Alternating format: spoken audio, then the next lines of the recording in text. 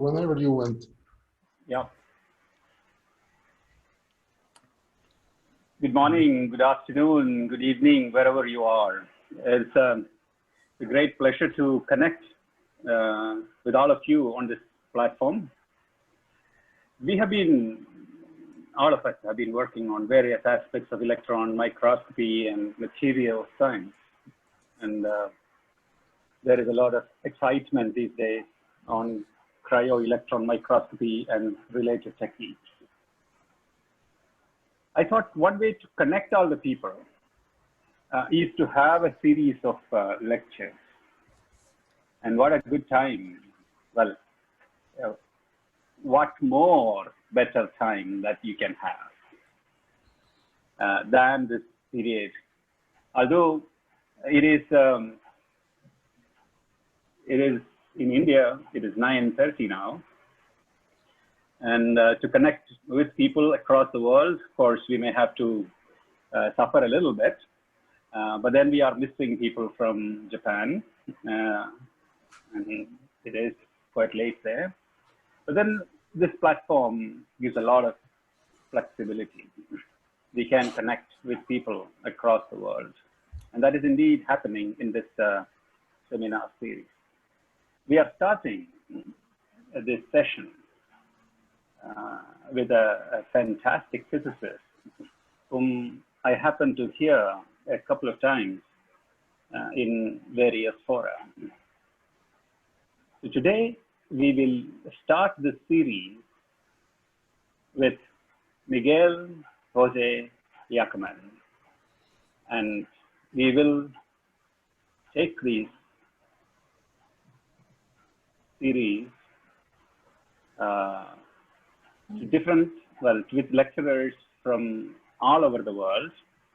We will go to US, we will go to Germany, we will go to other parts, UK, and then possibly we will have more lecturers joining in later parts of this year. That way, we will cover diverse topics around this theme and connect with more and more people. Now, if you have questions, please do write them down in the chat box and share with all. Whatever questions that we may, well, whatever time that we have, we will address these questions. And then in case we have more questions, and let us say we meet at dead ends, we will answer these or try to answer these through email. The lectures are getting recorded, and we will share them with you all for later use. With that, let me ask Amrita to introduce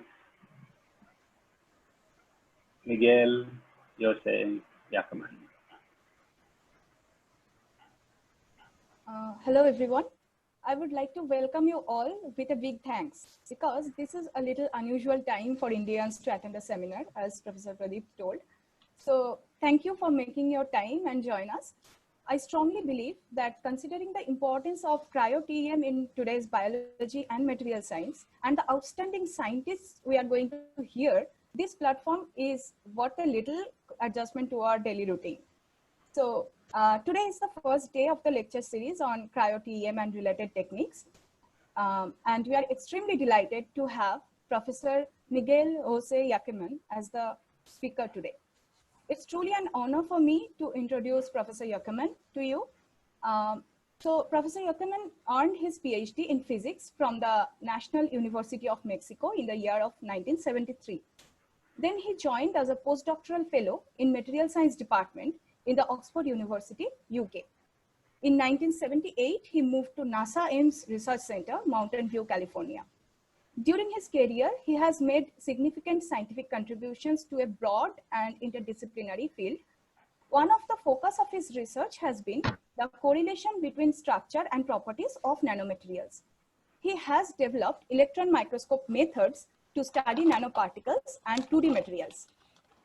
Professor Yacaman has published more than 550 papers in peer-reviewed journals. He has authored 9 books and supervised around 100 graduate and postdoctoral fellows. Professor Yacaman has held the Guggenheim Fellowship, and for his outstanding scientific contribution, he has been awarded with many prestigious prizes, such as the National Prize of Sciences of Mexico and the Prize of the National Academy of Mexico in Exact Sciences. During his long service years, Professor Yacaman has been the director of the Institute of Physics between 1983 and 1991, served as the chair of the Department of Physics and Astronomy, College of Sciences from 2008 to 2018, also made many contributions to Mexican science as science director of National Council of Science and Technology. With this brief introduction, let me request Professor Miguel Jose Yacaman to talk on the effect of radiation damage in electron microscopy and a key aspect of modern material science and biology. Thank you very much. So let me share my screen. You'll have to stop sharing. Yeah. Okay. So I'm going to share now. Where is it? My screen. Okay. Let me start it. Well, first of all, I really like to thank you, Pradep, for this invitation and also for a nice introduction. And let me tell you that I've been in this field of electron microscopy since my PhD thesis a long time ago.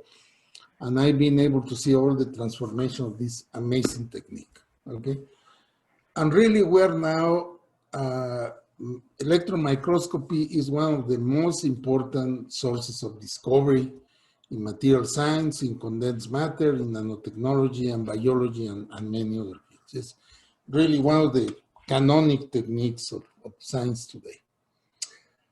And we are really, most of this advance is due to many things, but there are 2 principal things that we should consider.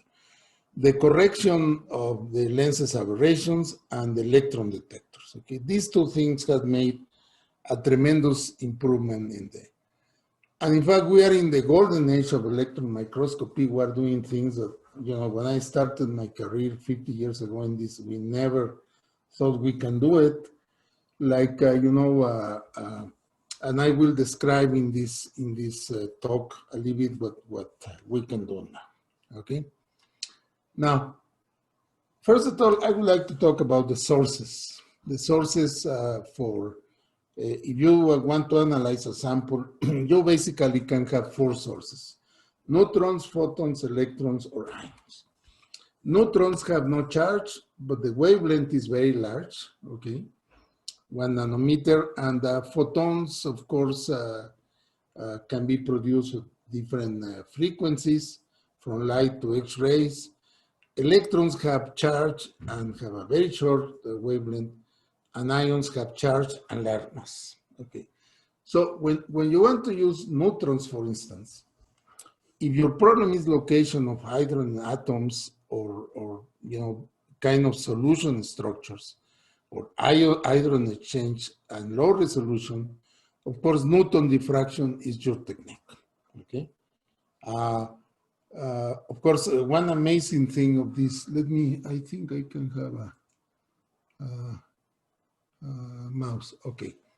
One amazing thing of this technique is that even the isotopes, you take nickel 58 and nickel 62, you can distinguish these isotopes for neutron diffraction, which you cannot do by X-rays. So this is really interesting technique for many ways. However, why is not moving? Okay, X-rays is a great technique. I don't have to describe it to you, but if you have a in-house X-ray diffraction, you are kind of limited because you really need a large amount of sample, and especially the sample has to be a crystal. If you are studying a protein, that might be a problem. But of course, if you have the access to a synchrotron radiation source, then you can go to smaller amounts. But of course, this is a very complicated technique. Not necessarily the access is that easy. Okay, so but it's a great technique. Electrons, on the other hand, are very good. First, they interact with matter 10 to the 4 times more than X-rays. That's very, very important. Also, the interaction can be either elastic or inelastic. And if you lose energy, you can get information from the loose energy, okay?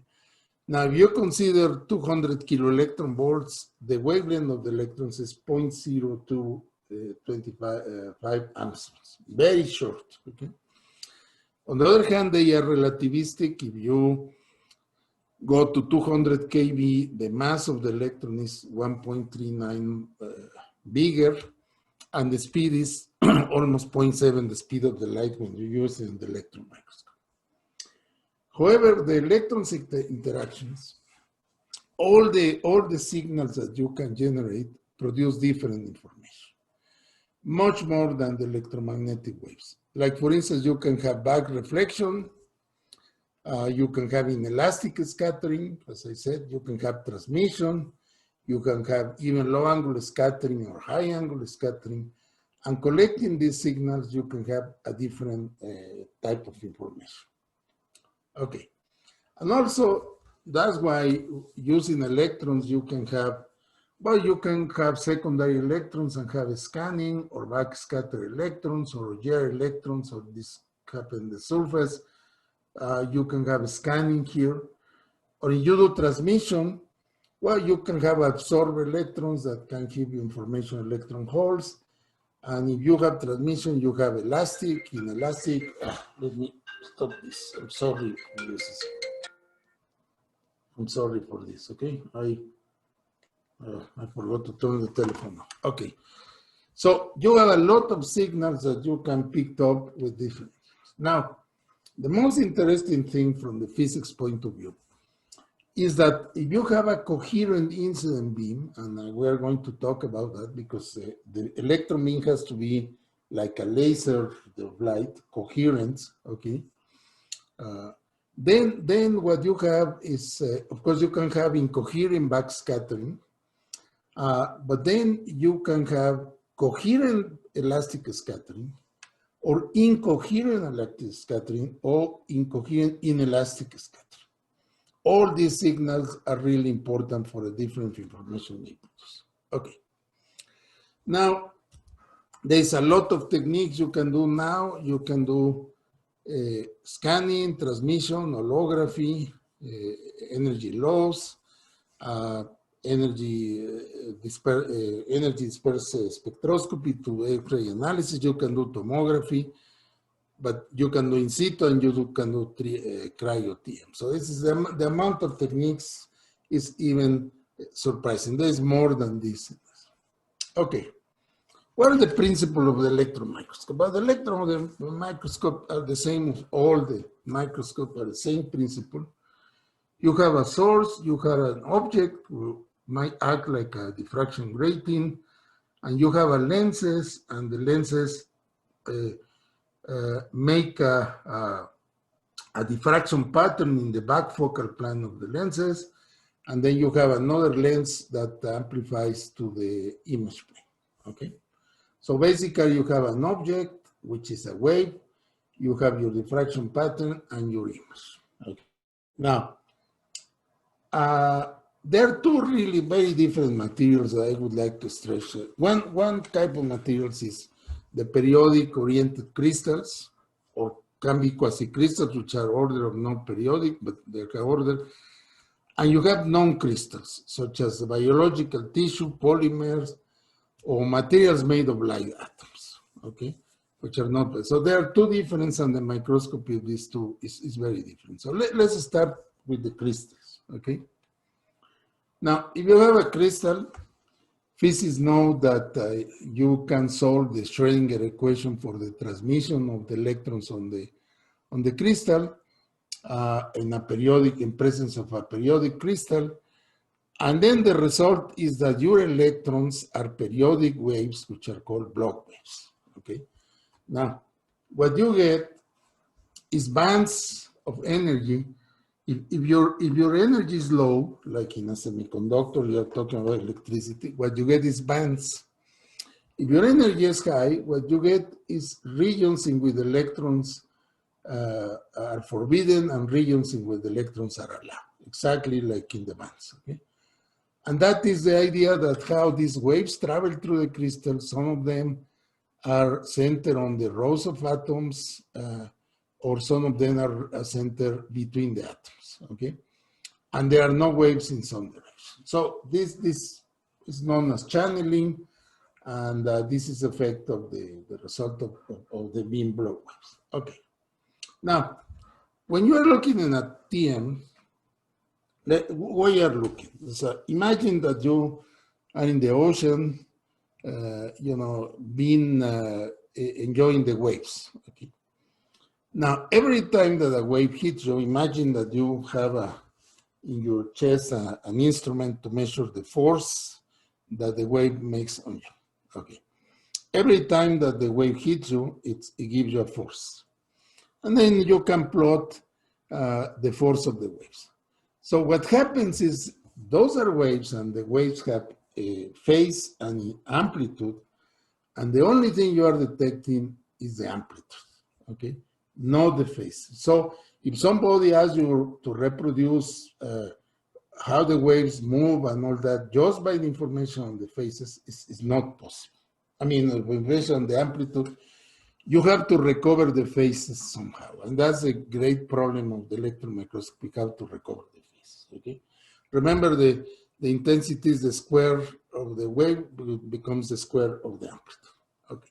The other thing is that you are really looking at shadows, okay? What you are looking in the microscope is the two-dimensional projection of a sample which is three-dimensional, okay?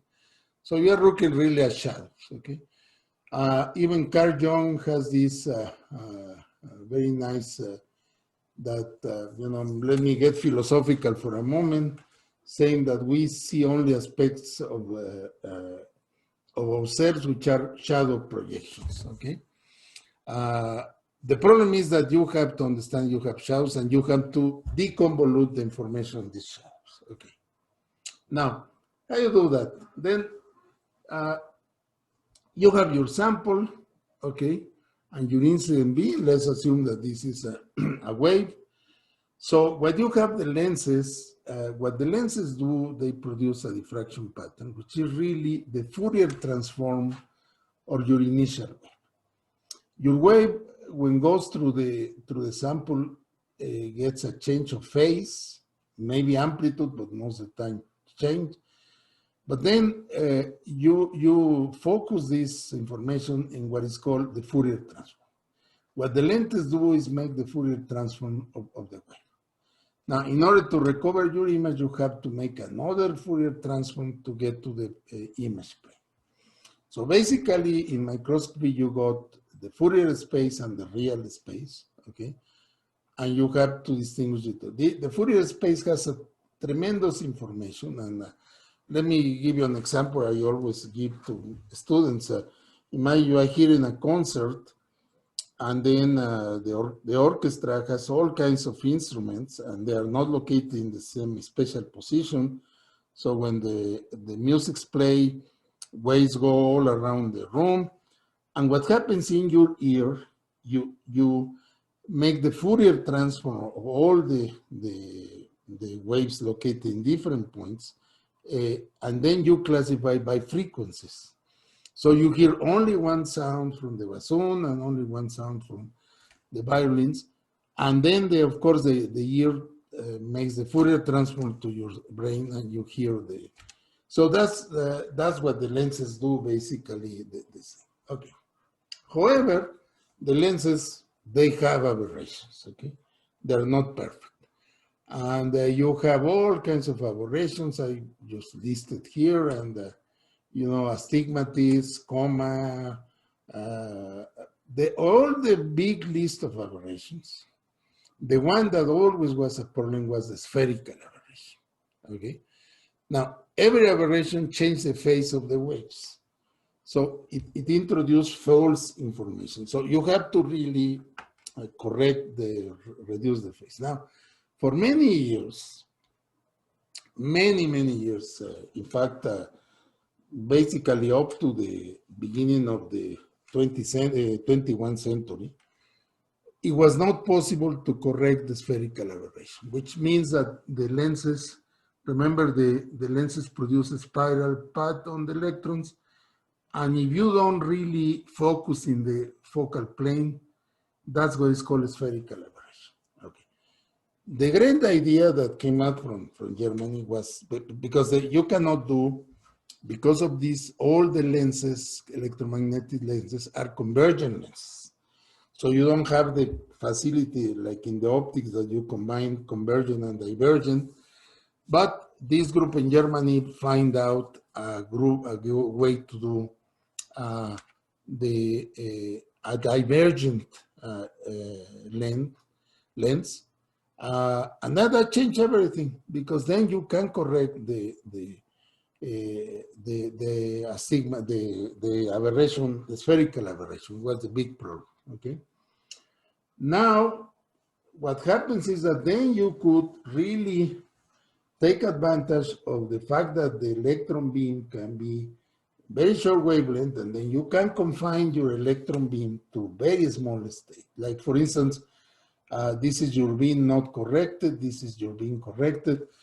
And remember, in any microscope, the resolution depends on the wavelength and on the size that you are proving. If you have a scanning, the pixel that you can probe is your resolution. So that really was the change, okay? Between this aberration and non-aberration, it changed tremendous. Okay, what happens then? The resolution went to the peak, okay?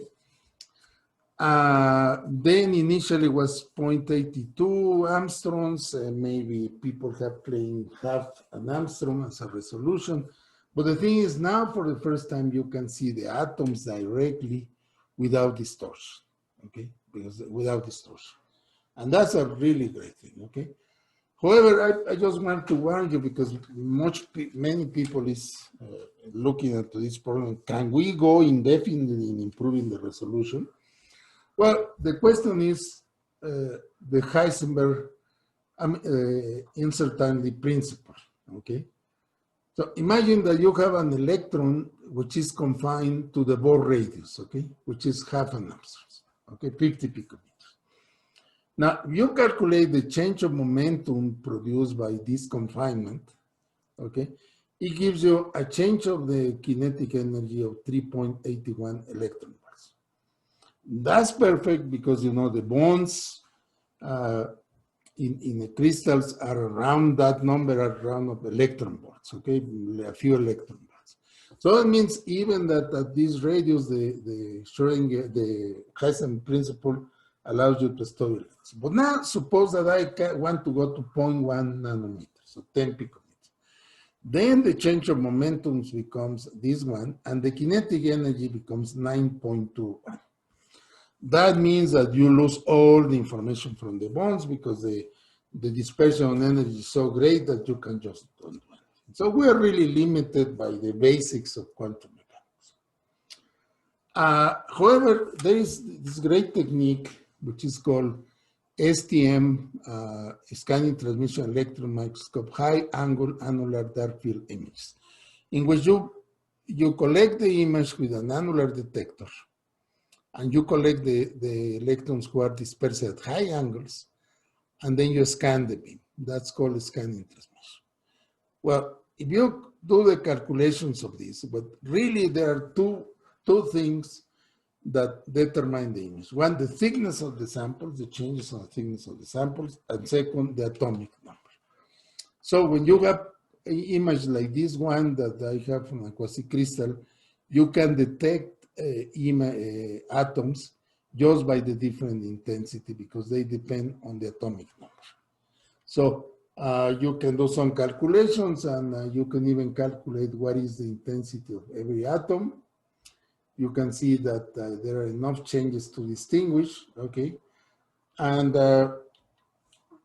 you can even measure how many atoms there are in a column using these techniques. There are software that calculate every column will have a different intensity.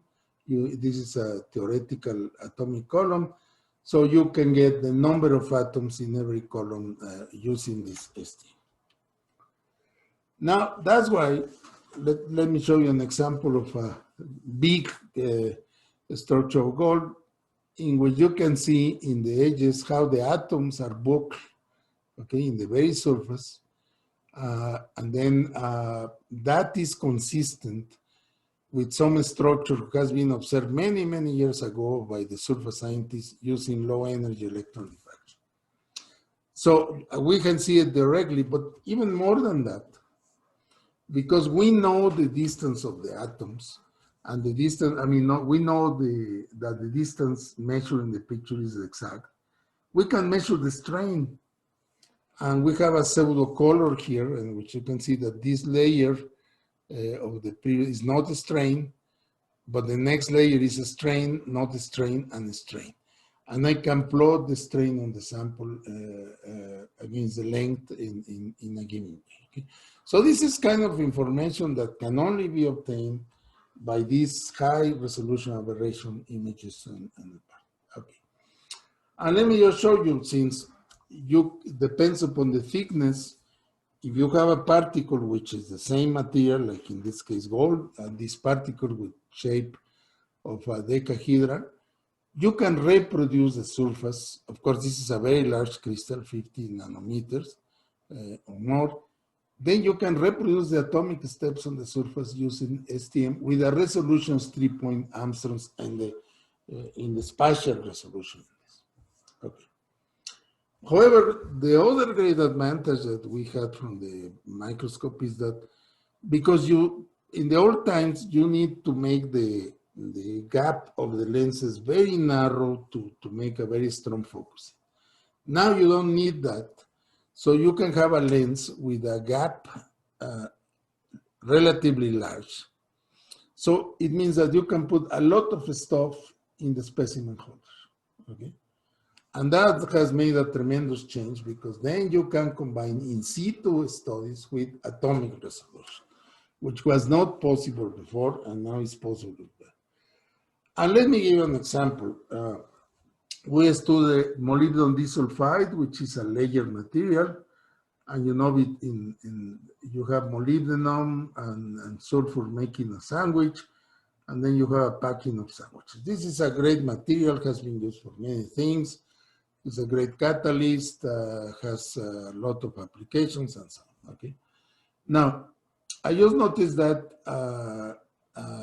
then we did some experiments. I hope the video will run, okay? This is a tip of atomic force microscopy tip inside the transmission line. And this is a crystallite of molybdenum disulfide. And we're going to do an experiment on mechanical properties, okay? Mechanical properties of this. I'm sorry, at the beginning it's kind of shaky. Then we start to push. And of course, okay, we start to bend this material. Remember, it's made of layers, okay? So we wanted to break it, but doesn't happen when we stop. I'm sorry, we stop let me run it again. When we stop the force, look at that. This is really strongly red, and it just come back to the same thing. And then my student said, what about the other side? Maybe I can. So he did it the other side. And the things. And by the way, every line is an equal. Well, we can then, because in the microscope, we can measure the stress and the strain. We can calculate things like the bending modulus. And there's something like, even whether surprise me of this material is, of course, we are not breaking the covalent bonds to dimension, but how fast the van der Waals bonds reaccommodate, okay? But even more, we then run, this is the material that we use for molybdenum disulfide with nickel, is what people use to remove sulfur gasoline. And people for many years trying to understand why is such a good material for catalysis, being a semiconductor. Okay? Catalysis is all about exchanging electrons and this. What we discover is after the reaction, and this is a tomography done in the electron microscope, the material becomes like cornflakes. Imagine that you have cornflakes. Okay? So to do this tomography is low resolution, but it tells you that the material is heavily folded, very heavily folded. Okay. Then we did a study using an electrical resistivity, electrical measurement holder. And what we measure is when the molecular disulfide is not bended, it has if you plot current versus voltage, it looks like a semiconductor. However, once that is bended, it looks like a metal, okay? So we found that when you fold this material, you make it a metal. We now understand this a little bit more theoretical, but that's tells you the strength of the electron microscopy, which is one. Now, let's go to discussing small crystals and nanoparticles, okay? Nanoparticles are like this one. This is something like 50 angstroms, and clusters are made of few angstroms, like Pradep works, and some of you work on this. Now, I have to tell you, when I came back for my postdoc, I came to the director of the Institute of Physics in Mexico looking for a job. He knew me very well. And I explained my work and said, look, I've been working on nanoparticles of metals. And he was a metallurgist and said, look, this is absolutely relevant topic. I don't know if I can give you a job because, you know, it's nothing useful on that. But finally he got, you know, his heart was touched and he gave me a job in this apparently relevant topic in the 70s, okay? Now, when you want to study small crystals, first of all that you have to understand is that the Bragg law, which is something that we use all the time to do diffraction in X-ray or electron, is not valid for very small crystals. Because you need at least 10 atomic layers to produce coherence enough on the waves for the Bragg law to be valid. This is extremely important concept because really gives you a very much limitation that the Bragg law is not what you need for this. Okay, so something when I get okay. That and what happens is if you have disorder layers, you have not a perfectly periodic crystal. What you have is double diffraction. Okay, so this beam. For this beam came here and then came here and came here, and that gives you double diffraction. The problem with double diffraction is that this is not, let's see if I have it here, yes, okay. When you have double diffraction, not all the spots are related to the structure. So the intensity of your spots is not related to the structure factor, okay. So you have to do something about that to reduce this, but this is something you have to be aware of. And let me just show you this. If I have a cluster and I rotate it, look how the way the atoms are seen by the electron beam is very different, okay? Not necessarily a periodic. Look how the diffraction, this is here, and this is how the diffraction pattern changes. It's very complicated, okay? It's very complicated because the structure is not really periodic. Now, Scherzer, who was one of the great electron opticians of the 20th century, said that when you are electron microscopists, what we are looking is a fried chicken, and then people ask us, tell us how was the chicken when it was alive and what was the color of the feathers. Okay? Of course, that's the main problem that we have is radiation damage. Okay? So we have now the resolution to really solve atomic level, but our problem is the radiation damage, okay? And the problem is once that you have a material damage with radiation, is irreversible, okay? And what happens is that you can have by elastic irradiation, you can have damage by elastic scattering, you can have charging, you can have atomic displacement, or you can even have a sputtering of the atoms of the sample, okay? And if you have inelastic, like for instance, you have, let's say you have phonons or plasmons in which you lose energy, okay? Then you heat the specimen and you produce structural damage and mass loss.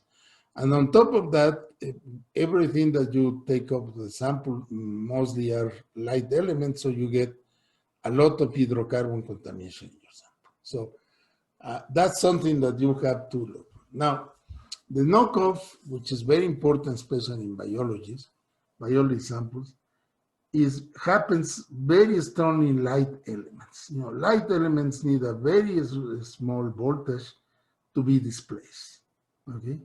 Whereas heavy elements can resist a little bit more, but you're probably not the heavy elements, okay? And you can see that the damage you can produce by knock-off damage. And in the case of the clusters, the Auger effect is very important because you can have, Auger is an inelastic process, you have ionization, and you can have something like 22 kiloelectron volts per atom deposit by Auger effect, okay? Now, if your cluster or crystal you're looking is not grounded, so it can be cooled down by the substrate, that might produce a significant damage. So that's an effect that normally doesn't take into account in the textbook, but it's really present. So the only solution is to reduce the dose of electrons, okay? And then you have a problem because if you want to go to high resolution, you have to reduce your spot size. But at the same time, if you reduce your spot size, you are putting more current into the sample, okay? And that's exactly the same when you have a field emission source. You get a lot of coherence, but you are putting a lot of, and then really the damage on metals and metalloids is not strong, but in ceramics, insulators, and so on, is very high. So you have to reduce the dose of the electrons. Okay. The dose can be given as electrons per square angstroms, okay? And then you have to go to something like a few electrons per square angstroms. That's what you have to do to have this. Okay.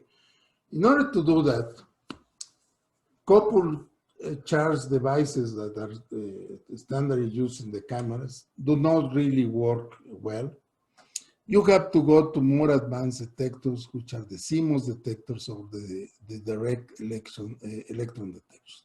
Those detectors can really show you how to look very, very small electrons. In fact, let me show you this as an example of when we bought a new CMOS detector for a microscope back in UTSA. They show us single electron flashings on the screen. So you can detect one electron and really that makes a big difference, okay? And that's the only way that you can reduce the dose to a few electrons, okay? And by the way, let me just make a little bit of digression for the students of physics, okay? When I was a student in physics, my professor told me that you send an electron through a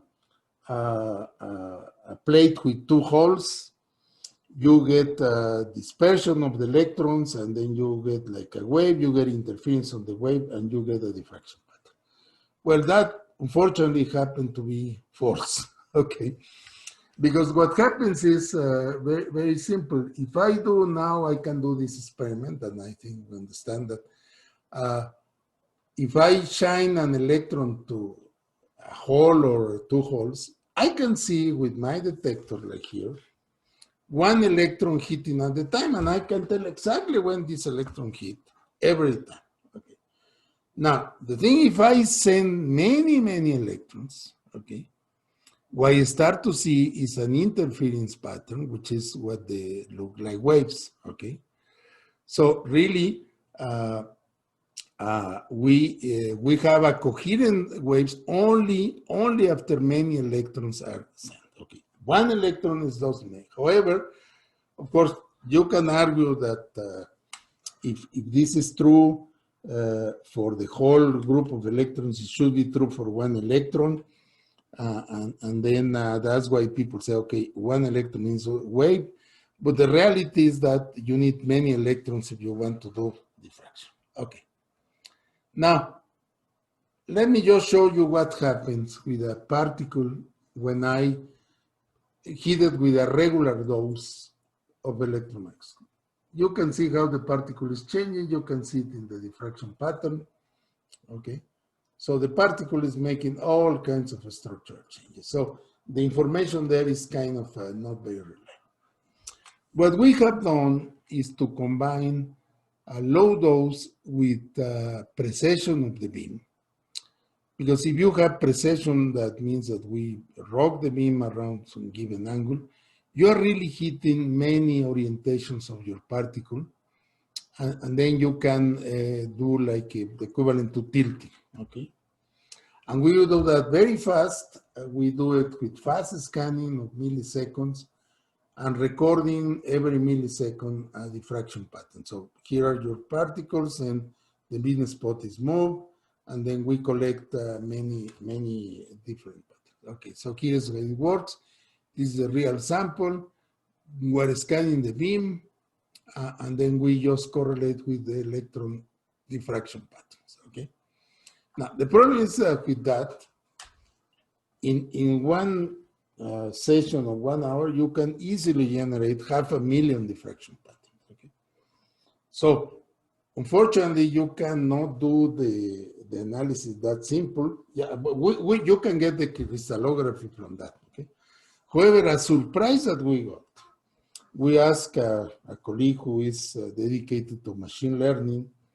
He applied the machine learning to analyze this. And what we found out was very surprising. This is gold clusters. It so happens that depending upon the sample, the region of the sample, it can be cubic or can be trigonal, okay? So distorted cubic. And in some cases, it's purely trigonal, in some cases, it's almost cubic. But that's a very surprising result that only came from indexing 500,000 diffraction patterns, okay?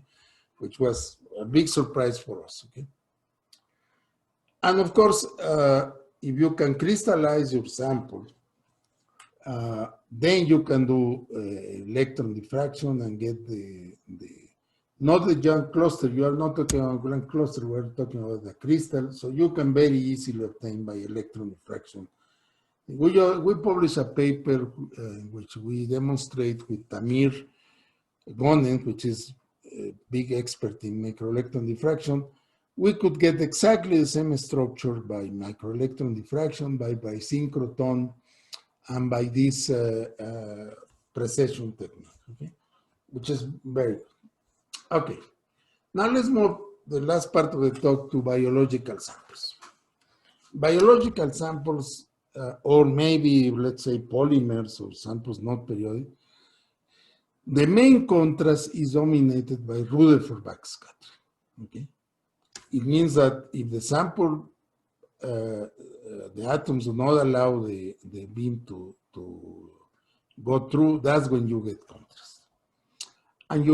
And if you plot the scattering amplitude versus the scattering angle, in a crystalline solid, you have a periodic function, as we discussed, whereas in this biological sample, you have something not periodic, or which is very difficult to really understand in the same terms. So, and in this case, what you have is very important, is the mass thickness contrast, okay? So if you have higher mass, you have less transmission than if you have lighter mass or lower thickness, because of Rutherford backscattering. So you ended up with a contrast which depends on the number of atoms per area, okay? This is mass contrast, okay. Now, however, if you use STM, as we discussed before, I don't know where this comes from, but and you collect the samples, the image of the samples at very high angle. Then you can introduce contrast, which is not necessarily related to mass contrast. And let me give you an example. This is an image of a E. coli who was attacked by silver nanoparticles. Okay, this is an image by Sondi, which is very great. So you have this one. Now, the same bacteria in STEM looks like this. So you have the three-dimensional information, you have all the nanoparticles on the top. But see the difference between the two is amazing. In a STEM sample, you have to use uranium, and you basically are changing the structure of the sample. Okay. In STM, you just put it like that. You don't need any stain. And let me give another example. This is something very nice. This is a antibody eating a bacteria, chlamydia and pneumonia bacteria. This is the antibody. This is eating. This is an image of STM.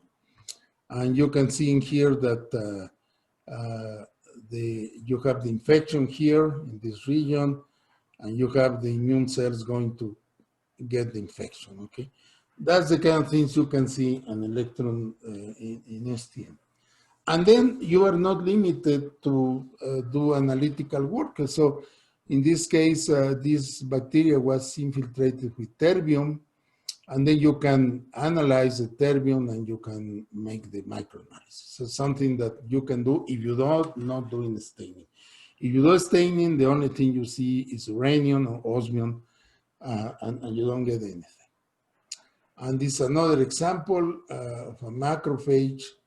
And of course, you can do a little bit of tilting and tomography and get a little bit more details of these elements. And in this case, it's the interaction of the macrophoges with xenon oxide nanoparticles. Okay.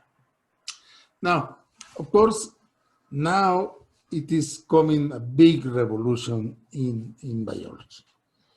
The reason is we can now do crystallography, because basically, you know, when people work in proteins and they try to crystallize a protein in a large crystal, so to take it to an X-ray machine, it might take you several years to get a good crystal. However, all the proteins can be produced as nanocrystals with relatively easy. And once that you have a nanocrystal, you can do your diffraction and your thing. Okay.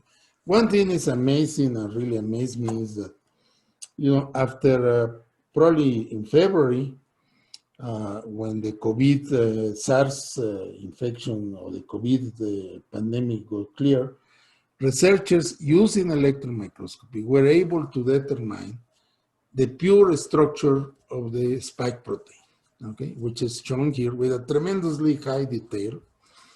And that means that, I mean, that's since this is the spike which is used to infect, this really gives a lot of information, okay? That is an amazing achievement of the crystallography. Okay. So, no problem, you can do it. You don't need a crystal, you need a nanocrystal or a small crystal to do the thing, okay. Now, but the other thing that people do in biology is to study particles and try to study biological particles, okay? Not crystal, this is not crystallography, this is just particle identification. Well, in here the problem is that you have many particles with a very low contrast, and you have to reproduce what is going on. Well, first of all, you have to use phase contrast, okay? Because you have to reproduce the phases somehow, okay? And you cannot stain your sample, because if you stain your sample, you are gone, okay? I also alters the microstructure. And of course, you have to reduce the noise. Your problem is the noise, but the beam damage is reduce your exposure, because if you increase the exposure time to get more signal, you increase the damage, okay? So what you have to do is to take thousands of randomly oriented images with very poor signal to noise ratio and processes, okay? And remember, you are going to the shadow, so your images will be 2D, So you have to do a 3D reconstruction of the particle. And let me, one example, if you have hundreds of noisy images and you make the average, you might get a little bit better image by many average of the same image, like in this case, okay? That's one case. And also, let me give you another point. Imagine that you have some coherent electrons or some coherent light inducing this image, okay? So if the electrons are coherent, okay, you get this image, and then your average is kind of resembles the image, okay? But if your electrons are incoherent, your image, your average image is nothing that can tell you information about it, okay? Because electrons, you have to have coherent electrons. Now, the only way to have coherent electrons is to have field emission gone, and if possible, a chromatographer, monochromator on the beam, okay? But field emission gone, especially the cold field emission guns, are coherent enough. So you need to use a field emission gun. And then you must tilt your image and obtain several tilts from the shadow to get out of the shadow. So, I mean, you have to get your information of many, many tilts, okay? So after doing that, of course, you have to go to classification of the samples, okay? And that's what you really have to go to machine learning, because, and then you have automatic, basically, they use, I'm sorry, they use the principal component analysis to check the principal components of a sample. And the more images that you have in different angles, the more information that you can get. Of course, remember that you are moving, you have to obtain the Fourier transform and come back to your image, and then you have to go using that all the time, this idea that the Fourier space, in the Fourier space, you can apply filters to the image, reduce the noise, and go back to the. Okay, so the thing is that you have to have a machine learning, and you have to have a robotic instrument, because to do this, it's impossible to ask student, analyze 500,000 particles. It has to be done automatically, of course. Okay, and that's the robotic microscope is what the cryo-TEM does. And by the way, when people speak about cryo, you are talking about nitrogen, liquid nitrogen. Your problem is that you cannot have ice in your sample, okay? So you have to have, if you get ice, you have to have amorphous ice, not crystalline ice. So depending on how you prepare your samples, you can have amorphous ice or crystalline ice. Of course, imagine you are doing diffraction and you having crystalline ice, you are getting signal from the ice and the things, okay? So sample preparation is quite a problem, okay? Now, let me just do a summary very quick. In order to see samples, and I will say for all the samples, you have to reduce the contamination with vacuum. You have to use low voltage beam to reduce the knockoff. And now you have microscope with even 60 kilovolts and atomic resolution. You have to have low temperature observation, fast detection, ultra-sensitive cameras, and precision diffraction. And by the way, when I did my postdoc in Oxford University, for some reason, because in my original institute, they were very much interested in sodium chloride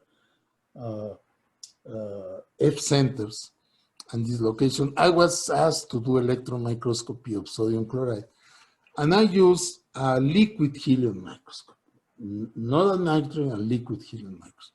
It was a great machine, but for some reason, it became more commercial to do liquid nitrogen. However, liquid helium it can be done, and should be done, because then we can study many things. Like, for instance, you remember the report 2 years ago by Harry of MIT that if you rotate 2 layers of molybdenum disulfide, you get a superconductor state at very low temperature. That's the first superconductor made by design.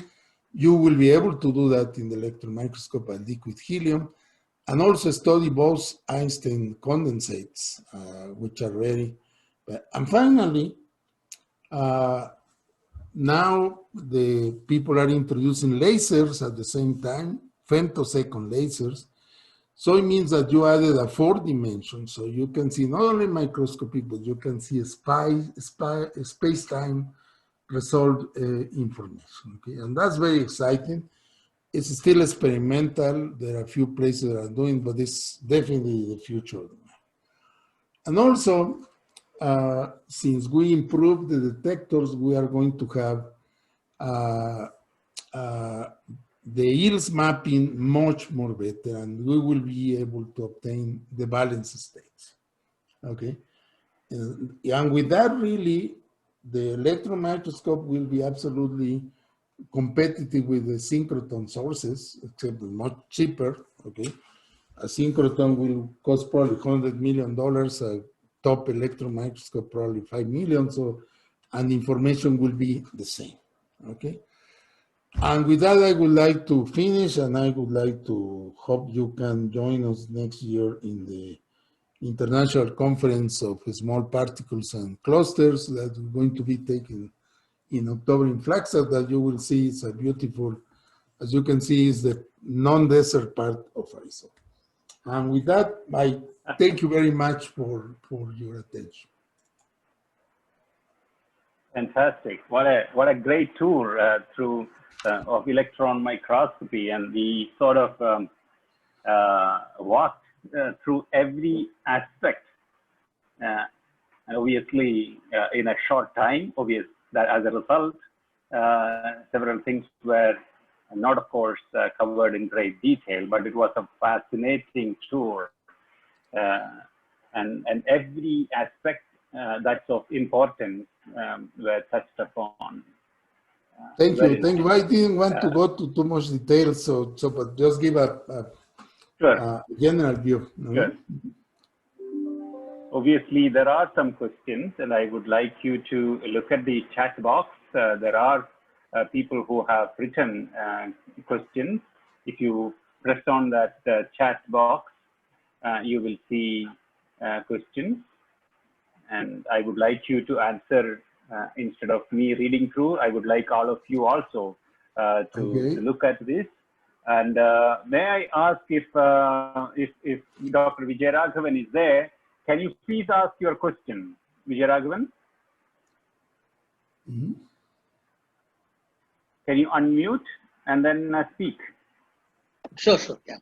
Thank you, Professor Pradeep. It's been a great lecture, as pointed out by Professor Pradeep. It gave an overview of microscopy, technique, applications, and especially the fundamentals of aspects of the microscopy, Professor. I just have a simple question, and that the lowest wavelength realized so far in an electron microscopy. It is possibly the formula limitation, but practically how low one can go wavelength of electron? I think that half an angstrom is the limit, okay? Going down, people have claimed going down, but you know, and also let me make a point. Most of the materials, the atomic distance are, you know, more than half an angstrom. So you don't really need to go below half an angstrom. Okay. Thank you. Yeah. Well, we have Tripti. You have something to ask, Tripti? Yeah. Hello, sir. It was it was very nice presentation, and I liked everything in that. So I actually have a question regarding the molybdenum sulfide. You showed that when it is like flat, it showed as a semiconducting, and when it was folded, it shows the metallic, like it behaved as a metal nature. So you showed this with the current data. So simultaneously, have you seen the crystal structure? Like it is reported that semiconducting, it is a 2H phase, whereas the conducting, it has 1T phase. So was it simultaneously observed the structure of molybdenum sulfide? Yes, yes, yes. I'm glad you took that point because I didn't mention. But what happens is that the hexagonal transform to what is called IT or IT prime or biprime, okay, which is a metallic phase, okay. Now, what happens is that it only happens, doesn't happen naturally, only when you introduce some folding or some stress, you produce the IT phase. And we check that not only because we did the electrical measurement, we did also diffraction, and of course the diffraction patterns between the two are very different. You can distinguish, but you are right. That's the reason. And by the way, we just published a paper in which demonstrate that the sulfur vacancies are the ones that produce this change to this phase, and therefore, so you can also produce the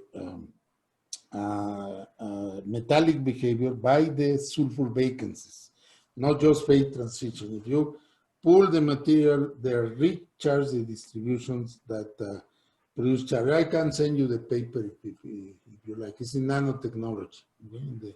Sorry, nanoscale, in the journal nanoscale. Thank you, Prof.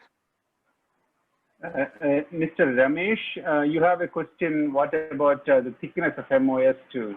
I see some question like that here. Ramesh? Okay, we use a very thin layer, about 3 or 4 monolayers of, because what happens is that those are the layers that really act in real catalysts. And I started on this trying to understand the catalyst because, the problem that we had now is that the catalyst to remove sulfur had reached the limit, which is molybdenum with nickel. And then as the regulations to get less sulfur, the catalysts are not doing the job. So people are mixing heavy with light oil to meet the standards, but we really need to produce a better catalyst, understanding what is going on with this effect. Very nice. Raghu, you have a question there.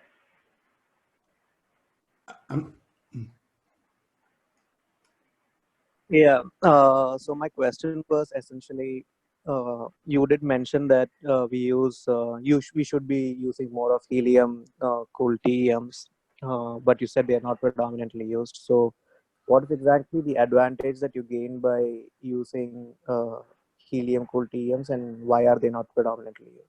Could you? Well, helium will give you, of course, the possibility of see a lot of phenomena. I wouldn't say in biology, more in physics, okay? Like see superconductivity, see Bose-Einstein things. And the reason they are not do is because commercially will be more expensive. Of course, you have to have a refrigerator. It's not impossible, just that I guess since the big market for cold stage is in biology, liquid nitrogen goes the job, okay? So it's just a matter of somebody requesting that, but it's not really technical, it's not difficult, okay?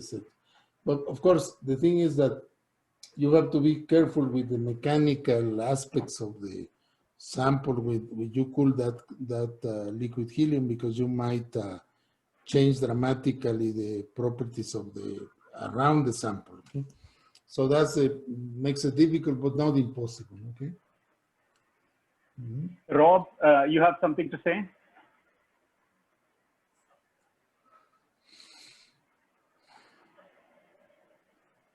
Rob, are you there? Rob Wetton?